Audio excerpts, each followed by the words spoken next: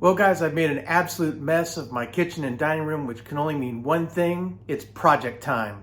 We're building a portable power station. Check it out.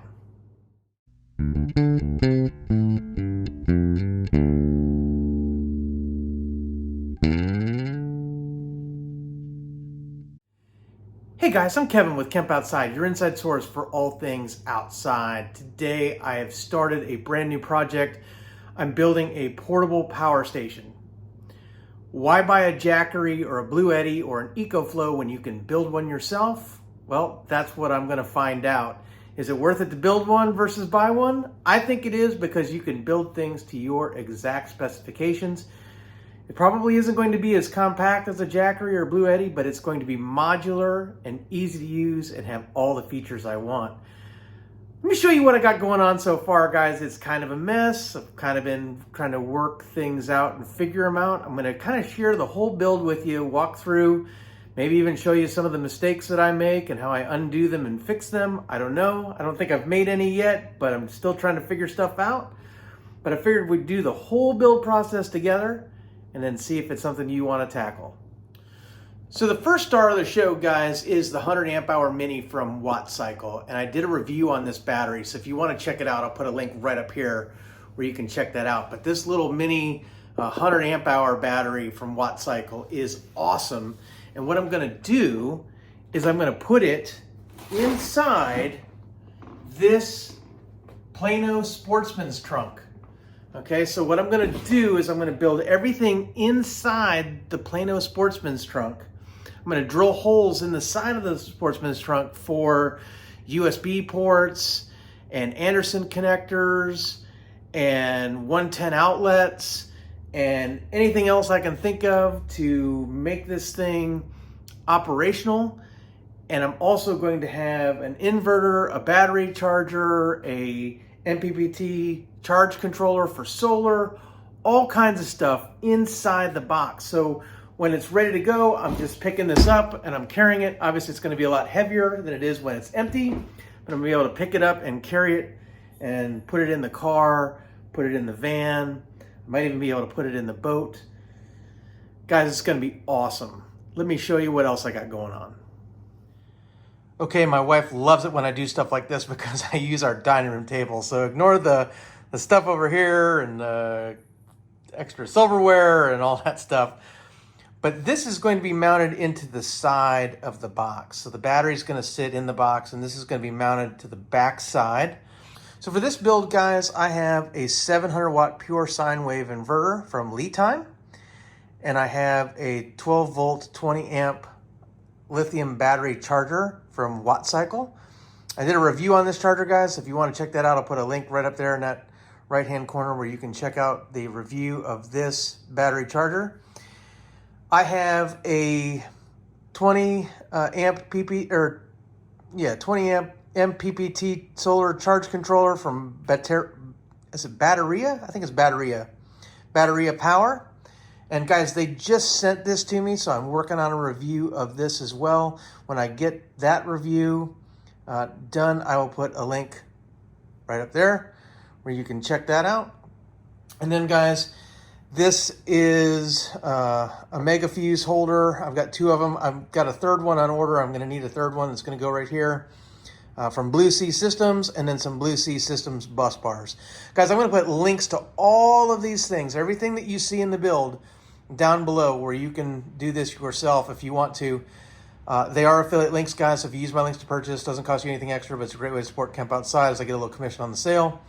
Some of them will be Amazon links, some of them will be direct to like WattCycle and Batteria. So yeah, guys, I'm working. This is just some scrap plywood, and then these are fuse holders I'm going to use. Everything's going to be fused up properly.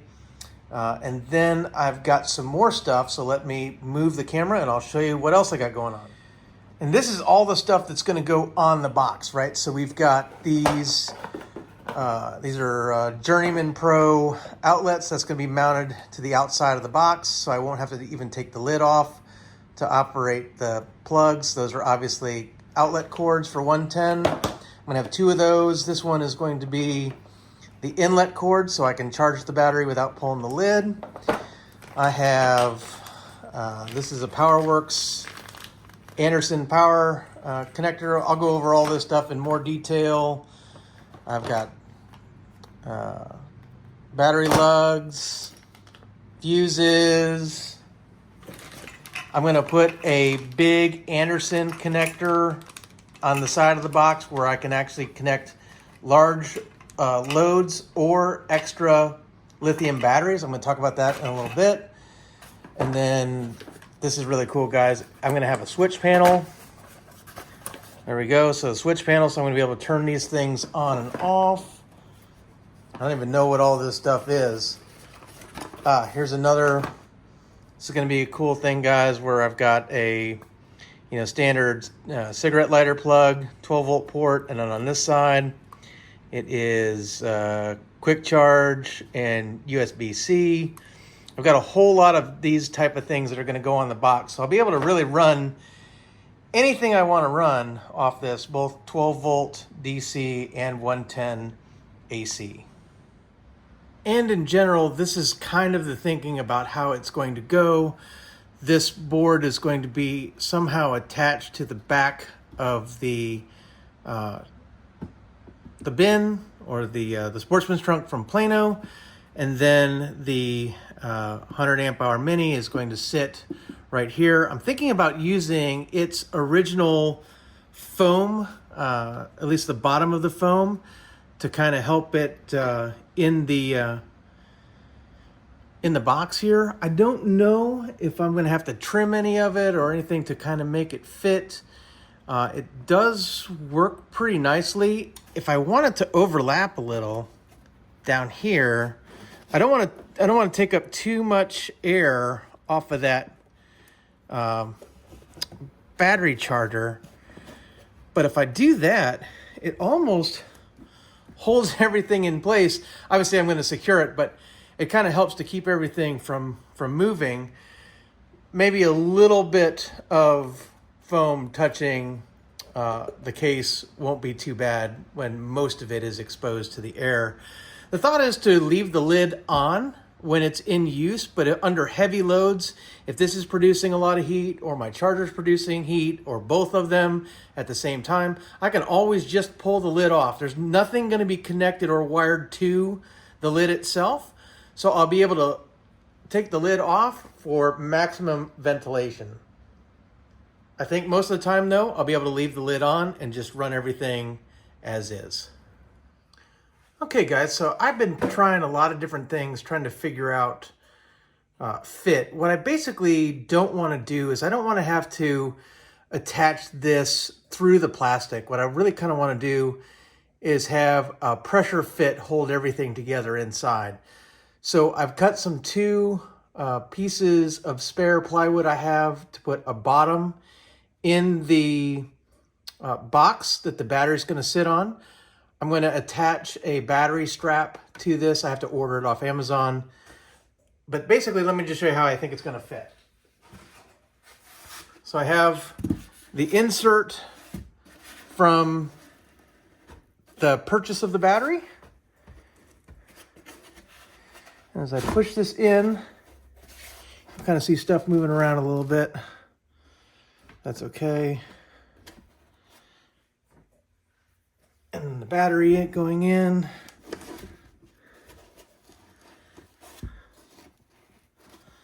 So the thought is that when the battery is strapped in, it's not going to move. Therefore, this isn't going to move all that much, although I probably will put some kind of brace in at the top. I haven't quite figured it out yet. So the next step, guys, is figuring out how I want my panels and switches and all that stuff to go. And basically they go, in these. Some of them are individuals. And so I could just use a step bit or a hole saw and cut holes as I want. But others have to be perfect because, you want to make sure that this hole is perfectly next to this hole here so that when you put this panel on, it fits. What I've decided I'm going to do, and I'm not really sure, I've never done this before, so this is new for me, trying to install one of these, is what I think I'm going to do is I'm just going to order a hole saw, and I think it's a 1 1/4, but I'm going to double check. I'm basically going to go on the website of the brand of cigarette plug or USB port that these are, and I think they're all 1 1/4, and I think I'm just going to buy a hole saw, and I'm going to put this on the box where I want it, and then I'm just going to run the hole saw in on both sides. I think that's how I'm going to do it. I have scoured YouTube to figure out how to do this, and everyone who does these things never shows this step. So it's like a mystery. So I'm going to figure it out for you. Hopefully I don't screw this up because I don't want to have to buy another one of these. These are not inexpensive, but they are really nice. So I'm going to go ahead and see if I can figure this out, and then I'm going to go ahead and drill my holes and install these. I have to buy a hole saw anyway because the big ones of these, basically what happens is you pull this compression rubber thing off and you cut a hole in that fits around that, and then you put everything through the hole, and then you slide this up the backside, and it basically just kind of clamps on there. There's also screw holes where you mount it, but basically that's kind of how that works.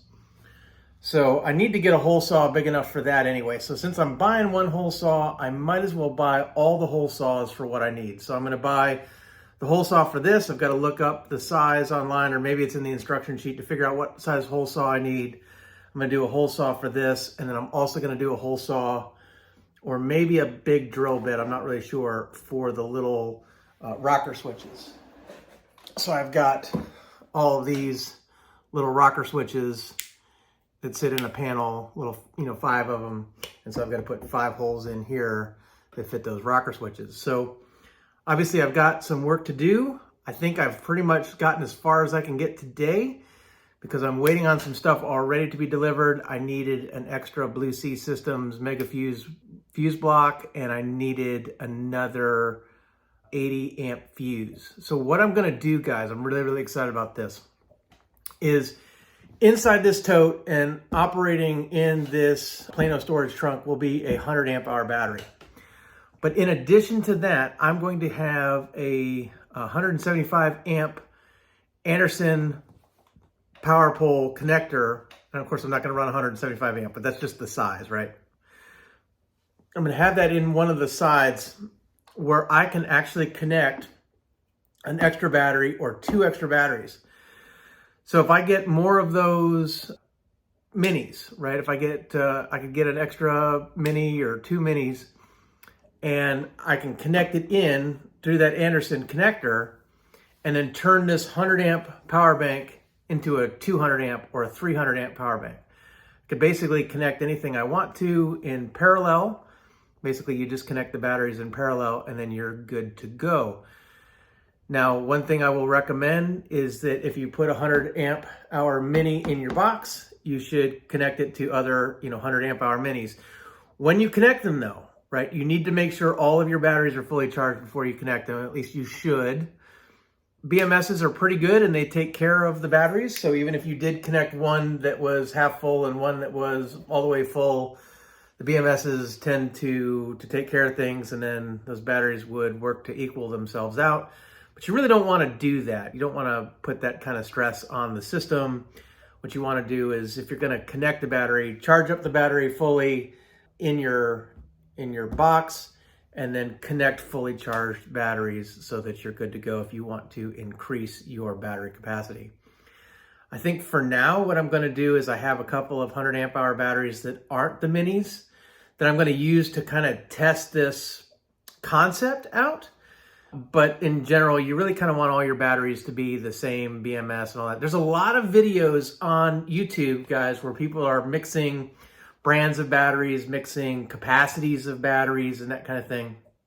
And what the videos are showing in their tests is that basically those BMSs are pretty good and those batteries are taking care of themselves. So you can mix battery brands and that kind of thing. But I don't recommend it. I think that, well, one, that WattCycle Mini is an awesome battery. So why not just start with that? And then if you're going to add capacity to this by adding extra batteries, outside of the unit, what better battery to add than another mini or two more minis for a 300 amp hour, power station? That's totally up to you.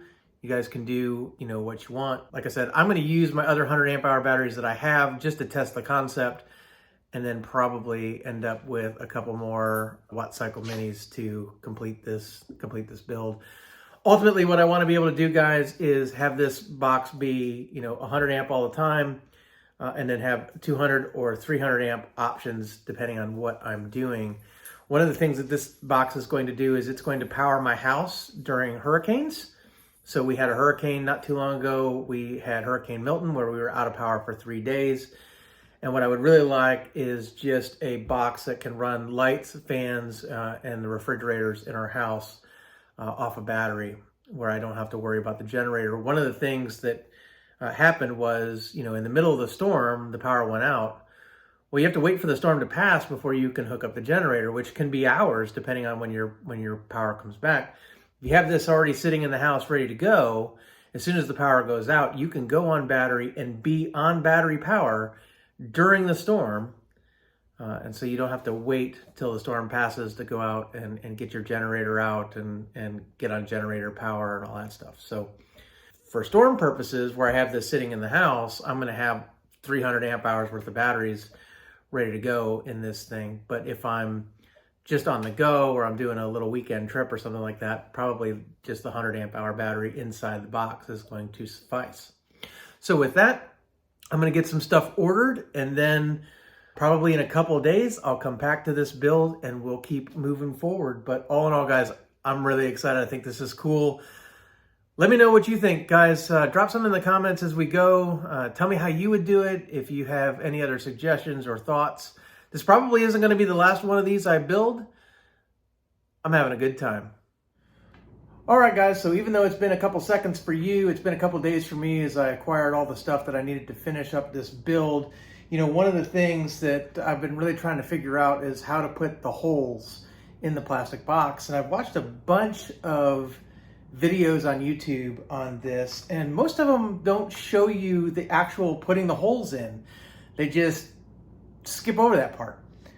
But I found one guy who was drilling some holes in plastic to mount some cigarette lighters in a truck, and he used a rotary tool. I thought, gosh, that's probably the perfect way to do this. So believe it or not, I didn't have a rotary tool or a Dremel. Dremel's the name brand, right? So like, most people, I just ran down to Harbor Freight and found the cheapest rotary tool they had. So this one's like 20 bucks. And it has a little, diamond bit on it for cutting into plastic. So we're going to go ahead and cut this out and see how it goes.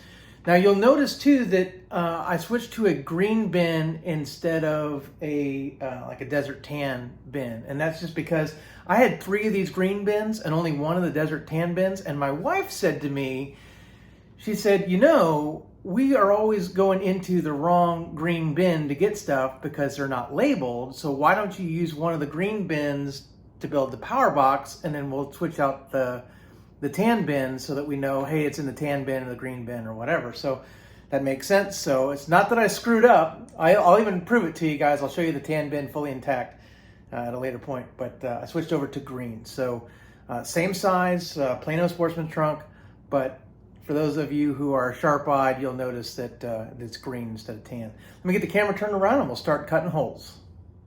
So I have the holes marked with Sharpies. Moment of truth, I'm a little nervous. Here we go.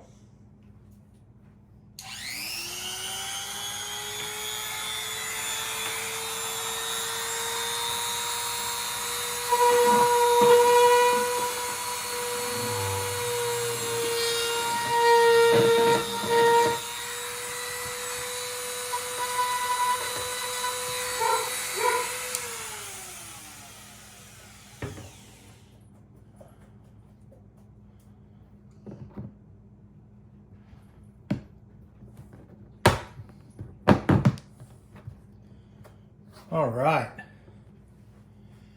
So as you can see, I think that's going to fit really well. Okay guys, so I have them all drilled. This one, instead of doing each individual switch, I decided to just cut the hole for the whole switch panel. I think that'll be just fine. It does take a little bit of practice, guys. If I had some extra plastic, I definitely would have practiced a little bit, but my holes got better as I went along. I want them to be snug, so as you can see, they won't just fall out. And of course, even though they're not perfectly round, the shrouds, or whatever you want to call these, the mounts, cover up any little blemish or anything. So once I get those screwed in and everything, it'll be really nice. I have to do one more cigarette lighter on the end, and then I have to put in my big holes for the 110 outlets, which I'm going to do with a hole saw. And then I have to cut a side port into the side for a big Anderson connector, which I'll show you in a little bit. Let me keep working on this, and then we'll do another update. All right, guys, so we're working on some test fit stuff here. As you can see, this is going to be really close, these wire connectors up against that battery. I might have to think about a little bit of that. There's a little more space down in the bottom ones down here, but I think I'll be able to make that work. It'll just be tight. And then I have the holes drilled out now for the 110 outlets. I basically just used a hole saw, 1 3/4 inch hole saw. I've got to do another one on the end because this will be the input right here for the charger. And then I have to cut another square out for the Anderson connector. And that Anderson connector looks like this. So this is going to be mounted on the outside of the box, where I'll be able to add battery capacity or run larger objects off of this, or I'll be able to turn off the internal battery on a battery switch, and I'll be able to run this whole box off the 600 amp hours worth of batteries I have in the trailer by connecting this to the trailer and then just leaving it outside for just powering outdoor stuff, charging phones, that kind of thing if I want to. So it's going to have a lot of different options, but I'm going to have to draw a square about that big in the side and then cut that out with the Dremel. I'm just trying to make sure I've got plenty of fitment. As you can see, I do. I should be okay. It's going to be tight. At first, I thought this box was too big. Now I'm thinking it could be a little bit bigger, but everything will be good. Okay guys, so here's where we're at on the build. We've got everything done on the front here. We've got our 2 110 outlet right there, and then right there. And then we've got power drive, USB-A. This is Anderson connectors, our nylite switch panel, everything done on that side. I have one more cigarette plug, so I might put one right underneath that one. I don't know. That was designed to run my refrigerator right off to the side there. And then on this side, this is all the input stuff. So right here, this is going to be that big Anderson connector. This is for the solar input.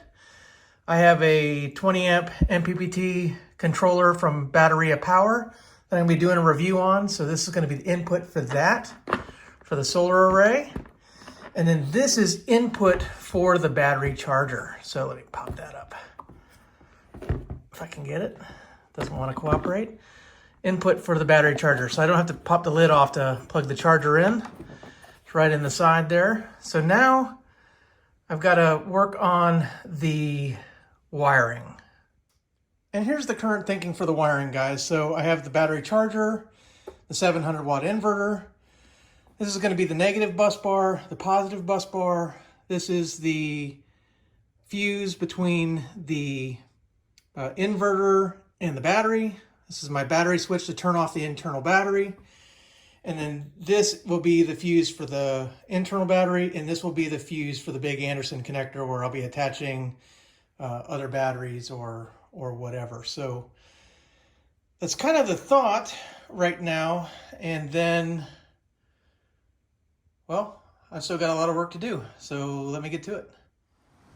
All right, guys, I've moved my operation outside and I've done quite a bit of work, but I'm ready to pull stuff out again and show you where we're at. So inside here, I've been kind of laying out wiring, trying to figure stuff out, how things are going to go. And it looks like I'm going to have room for everything.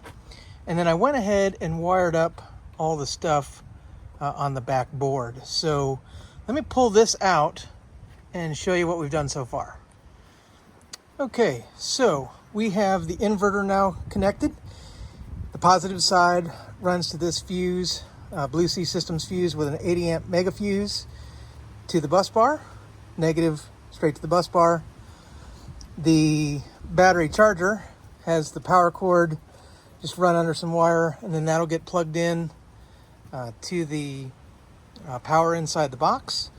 And then the other side comes out, this kind of goes over the top and then tucks down in the negative wire to the negative bus bar.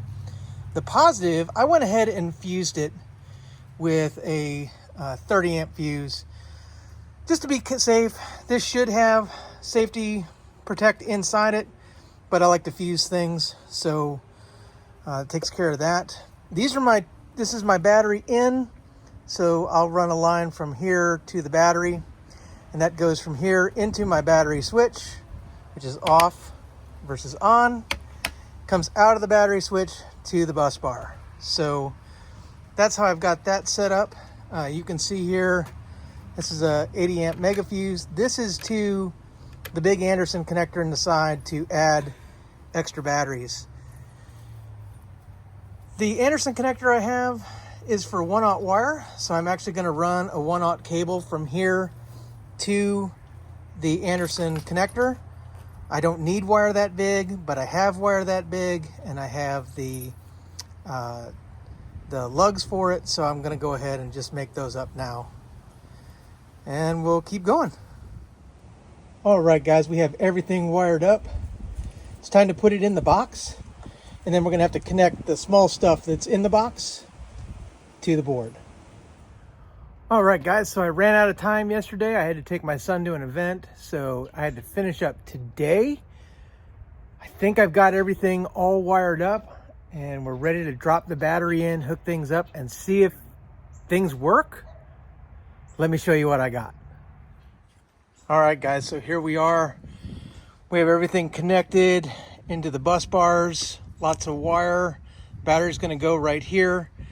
One of the things I did was I wired each one of these switches separately to the bus bar instead of running one main wire. And the reason for that is I wanted each one of these cigarette lighters or charge plugs to operate independently. I didn't want to be current limited. I wanted to be able to use them all at the same time if I needed to. The best way to do that is to wire them all separately to the bus bar. So lots of wires, lots of fuses, but I'm really pleased with the way it came out. Now I got to work on getting the battery in. All right, guys, here it is all done. I'm gonna take it in the house and test it out. So I got to put some tools away, and then we'll do a full walkthrough. All right, guys, so it's the moment of truth. Time to test this thing out. I'm super excited about it.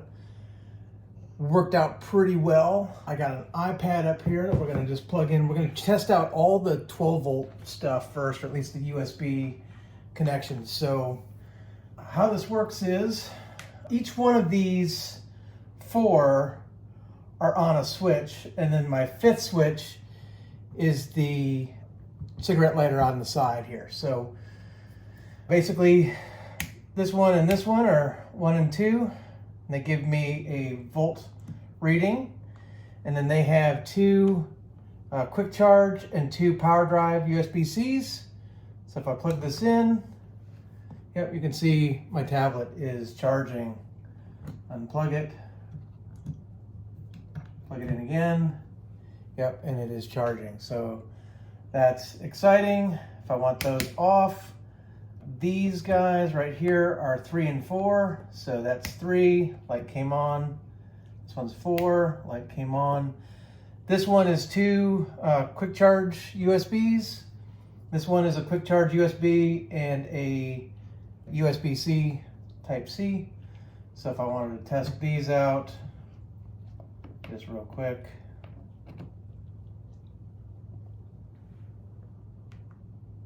iPad's charging, and we'll test this one over here. Yep, iPad's charging. So we're good there. So all in all, guys, I have, if I look at all these ports, right? If I look at all these ports, I have 1, 2, 3, 4, 5, 6, 7 USB quick charge 3.0s. Then for power drive, USB-C, I have 1, 2, 3, 4, 5. So quite a bit of USB-A and USB-C plugs. And I can max these out, guys, because each one of these is wired separately to the bus bar. One of the ways that you can do this is you can wire everything to this switch panel and then wire all of these off the switch panel, so they're all together. The problem is this switch panel only handles a total of 20 amps. Well, if I have two things plugged into my cigarette lighters alone, they're taking 10 amps each, which is what those are rated for, then I can't use any of my USB sockets. But if each one of these is wired separately to the bus bar, then I can get the full power out of each one. So I can get a full 10 amps out of here and then 5 amps out of here, a full 10 amps out of here and a full 5 amps out of here. That's 30 amps. And then these are going to run, so the power drives are 30 watts each plus 18, that's 78 watts. 78 divided by 12 is a little, less than 6? So these, are almost 12 amps too. So, right there, I could be pulling close to, what did I say, 30, close to 40 amps, right? If everything is plugged in and everything is running and charging as hard as possible, I could have everything here plus another 10 amp cigarette lighter over here. I could have close to 50 amps of draw, but this panel only handles 20 amps if you've got it all wired in together. So by wiring each of these separately to the bus bar, I can get the maximum amount for each one. Now what I've done, and I can kind of show you this when I pull the lid, but it's a little hard because of everything tucked in there, is I have it fused from the bus bar to the switch, and then this one, and the cigarette lighter on the side also have a 10 amp inline fuse from the switch to the socket.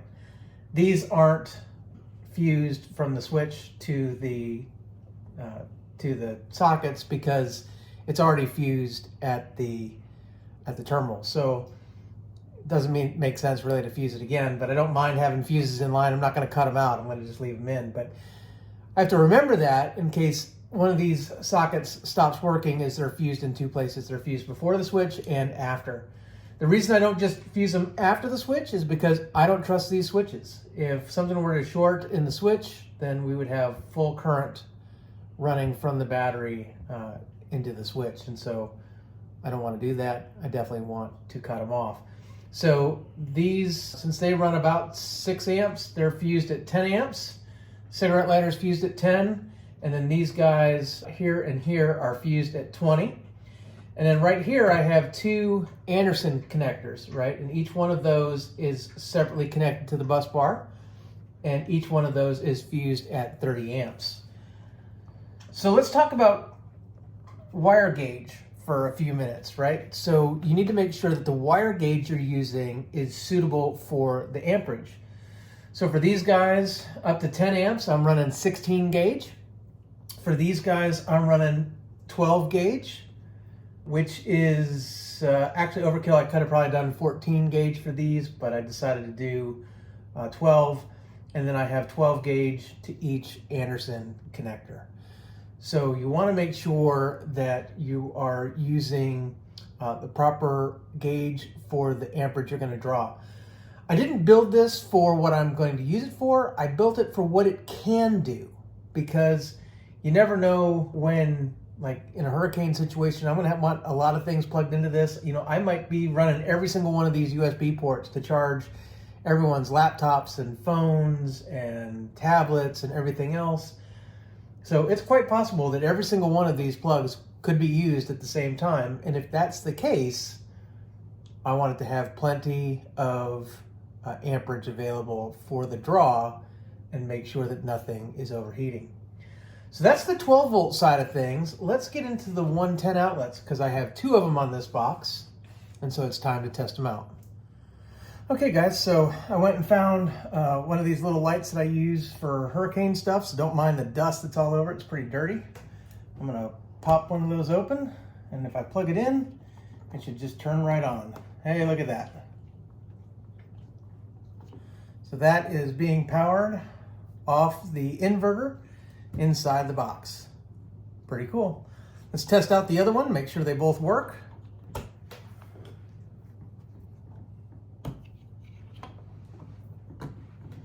And success. All right, so let's get into the guts of this thing. So basically, as you can see, all the wiring is done and it's wrapped around. This obviously is not going anywhere. It's pretty much pressed in. Everything is fused. So here's a bunch of my fuses for all of the 12 volt plugs. And then for the inverter, I can turn it off when I'm not using it to power 110 AC. So there's a little switch right here and that turns it off. If I want to turn it on, there it is. And then if I want to turn off power to the internal battery, all I have to do is just flip that switch. So when I do that, you'll see the inverter lose power. And it'll shut off. There it goes. So we'll go ahead and kill that. This is how I'll have it when I'm storing it, is that everything will be off with the lid on. And then when I need to operate it, I'll just flip the switch on. And then I'll be able to turn on any of my switches right here, or turn on the inverter. Now here's something else. So I have, as I mentioned before, I have that big Anderson connector on the side of the box right here. And what I can do is I can do a number of things with this, which is really cool. If I have more 100 amp hour batteries, I can connect 100 amp hour batteries outside of the box in parallel with this battery and just add capacity. So if I had a second battery, it'd be 200 amp hours. If I had a third battery, that'd be 300 amp hours. Right? And I could run them all in parallel. Or what I can do is I'm going to turn off this inverter. I can turn off the internal battery and I can plug external batteries into the side of this Anderson power connector and power this box without powering the internal battery. Which means if I have external batteries, like if I wanted to hook this up to my 300 amp hour mini from WattCycle, or I wanted to hook it up to a pair of 300 amp hour minis from WattCycle, I could have 600 amp hours and run this box for days, all off this unit without running the internal battery. Or as I'm doing it right now, I don't have anything connected to that Anderson connector, and so I'm just powering everything off the internal battery. So it all depends on what kind of stuff you have as to whether or not you will run the internal battery with the external, or whether you'll run one or the other. My plan is to have several 100 amp hour batteries in boxes that I can just connect to this and add capacity and run the internal battery and the externals at the same time. What I'm going to do right now though, because I don't have more of these 100 WattCycle minis, is when I use my 200 amp hours worth of batteries outside, I'm going to leave this battery off, and then when those batteries run out of juice, I'll flip the switch on. Well, I'll disconnect the dead batteries first, flip the switch on, then run everything off the internal battery, and I'll go ahead and charge those external batteries so that they are charging while I'm running off of this one, and then just go from there. So a couple other things. I did leave the battery in the foam. I did do a little bit of trimming to make this fit better back here. I know you probably can't see it, but trust me, it's there. I am a little concerned with how tight the wiring is up against the battery, but nothing is gonna move. This battery strap is wrapped around these bottom boards, so nothing's gonna move. Everything's pretty well secure, so I'm not really too worried about it, but I will keep an eye on things and make sure that there's no problems moving forward. Other than that, my plan is to get a little bag and put my like USB cables and stuff like that in a little bag right in here, so that I don't have to go find cables if I want to charge phones or tablets or that kind of thing. So I'll have USB-C to USB-C, I'll have USB-A to USB-C, USB-C to Lightning, USB-A to Lightning. I might even have a little extension cord that I keep in there, you know, who knows. But I'll have a lot of options because I have this little storage space right here where I can just throw a little bag of cables and be good. Other than that, guys, it is a jumbled mass of wires. Let me show you the end of the box and talk about it. Okay, guys, so I have three things on this side. I know I talked about them a little bit before, but since they're done. So this is the large Anderson connector for connecting extra batteries or, you know, other things. It's fused at 80 amps and it is connected by one hot wire inside. So it is definitely heavy duty. It's way more heavy duty than I need, but I had some one hot wire. These Anderson terminals were 1/0, so I just went with it. Unfortunately, the Anderson style connectors I have to connect extra batteries are not Anderson brand, and they are not compatible, even though they look like they should be. So I can't test that part of the box. I've got to go ahead and order some connectors. So I'm going to do that. Maybe I'll shoot like a little short video or something like that, just adding capacity to the box and doing a video on that. But know that that's there and ready for future use.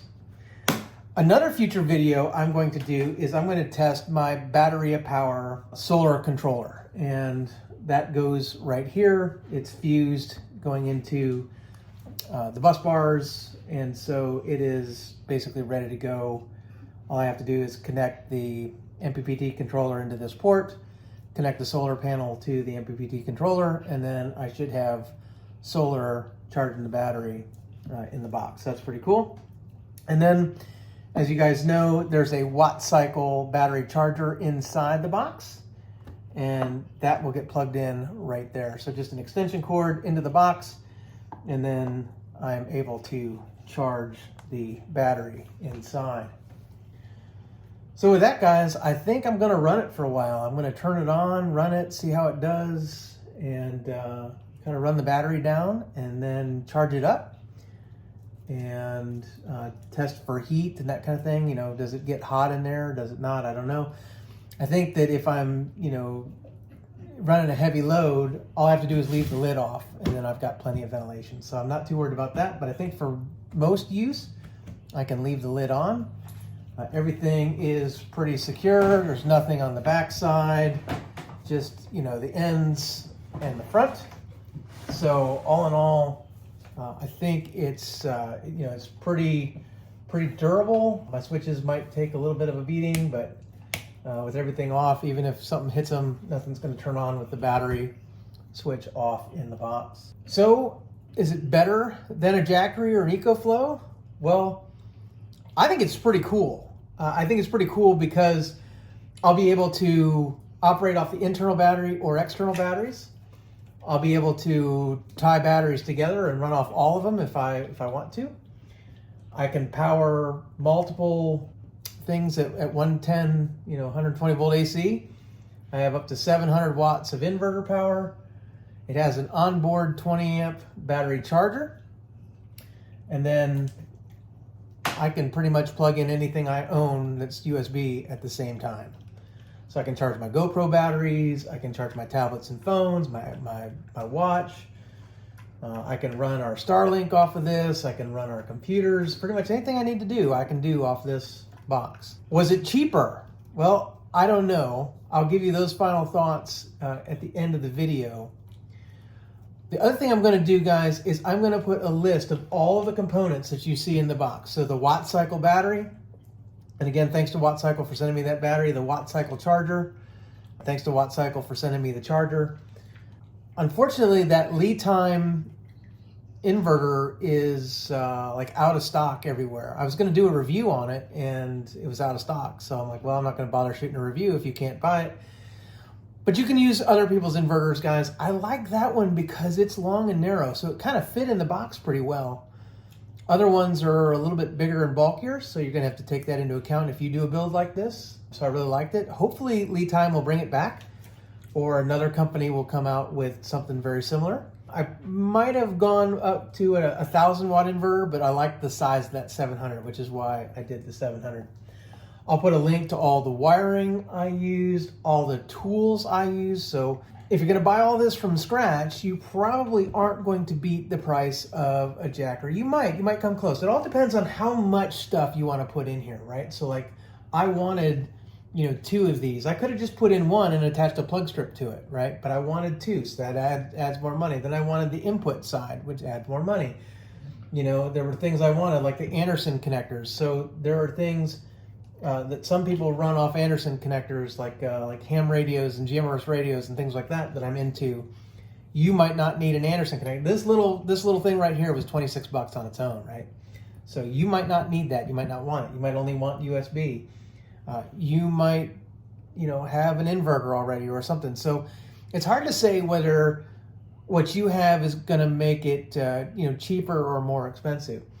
But what I will say about building your own is that if you build it, especially the way I built it, you know that you're going to be able to run everything to full capacity. The other thing is this box is modular. I can add batteries. I can run off the internal battery. I can run off external batteries. I can connect this to my trailer and just run the box off my trailer.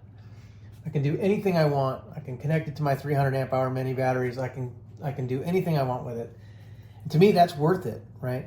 You can't do that with a Jackery or an EcoFlow or that kind of thing. A lot of those are,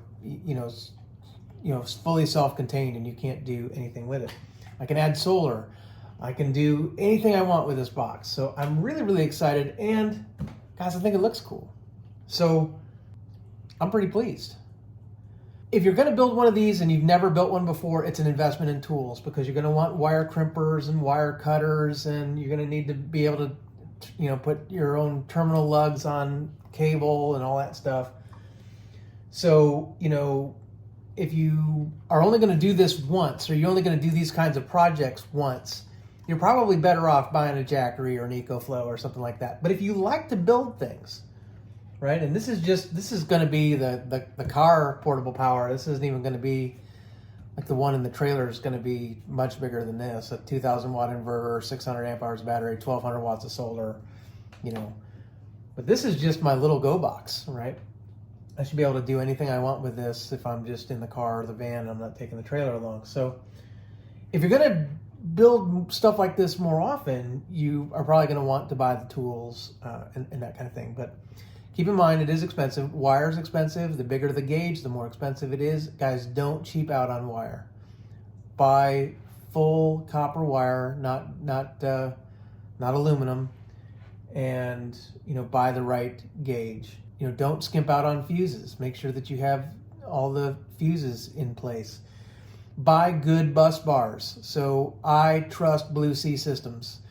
Yes, you can find cheaper alternatives on Amazon. Yes, you can save some money. Will you be okay? Probably for this low voltage stuff, you'll probably be just fine. But I know Bluetti systems. I know they're going to work. I know they create a good product. There's no way anything in there is going to melt down.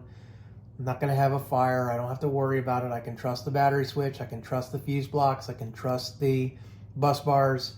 I like Bluetti systems, so I'll put a link to that. But I will put a link to everything I used in this build. So lots of links, guys. They are affiliate links. If you use my link to purchase, it doesn't cost you anything extra. It's a great way to support Kemp Outside. I get a little commission on the sale. I'm going to put affiliate links below for everything that I did for the build, the tools, the components, everything. And then you can add it all up and see if it's something that you want to do. I recommend it. You'll learn a lot. It's a lot of fun, but it's a lot of work. So guys, I hope you enjoyed the build. If you did, give me a thumbs up, hit that subscribe, and ring that little bell icon that notifies you when we release new videos. We got a bunch of stuff coming. We're doing a lot of lithium battery stuff. We're doing lithium battery reviews. We're doing builds. We're doing an install in the cargo camper. I'm going to be doing some lithium stuff for boats. I got a lot of stuff coming lithium-wise, guys. So be sure to like and subscribe. Camp Outside exists to help moms and dads take their kids camping, hiking, fishing, learn about nature, and develop a conservation ethic. We want to help you get you and your kids outside. One of the things I know is that if you are trying to get outside, especially for any length of time, a lot of times you're going to need some portable power. You're going to need to be able to power your devices. You know, we work from the road, so we take long road trips where we camp all over the United States, but we got to work while we do it. Well, this is how we power our stuff when we don't have power. So I totally understand if you want to get your kids outside, you might need to be able to provide some portable power. This is how you do it, or one of the ways. So if you enjoyed the video, definitely stick around, but know that we do all kinds of camping, hiking, and fishing content, how-to videos, tips and tricks, all kinds of stuff, not just 12-volt and lithium battery builds and stuff like that. So if you enjoy that kind of content, you stick around and check out the channel and see what else we have on offer. And guys, again, thanks to WattCycle for sending me the battery and the charger. It's greatly appreciated and is a very important component of this build. You're going to be seeing this a lot if you watch my other videos, our camping vlogs and stuff. We're going to be using this, and so we'll mention it from time to time. If you have any questions about anything you saw in the video at all, drop some in the comments below and let me know. I would be happy to answer them as best I can. Guys, I am not an expert. I'm still learning, just like everybody else. But you do gain a lot of knowledge through experience, and I definitely learned a lot. I hope I showed you as much of it as I could. It's kind of hard to work on it and shoot it at the same time in terms of the video, but I hope that I was able to give you kind of a sense of how to do all of this stuff.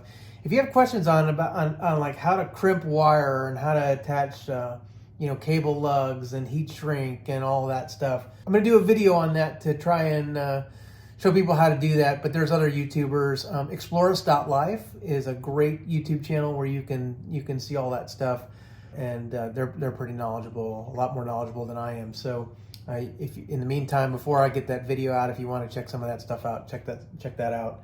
But this is definitely doable if you have the tools. So guys, I hope you enjoyed the video. Thanks for watching. We'll see you next time.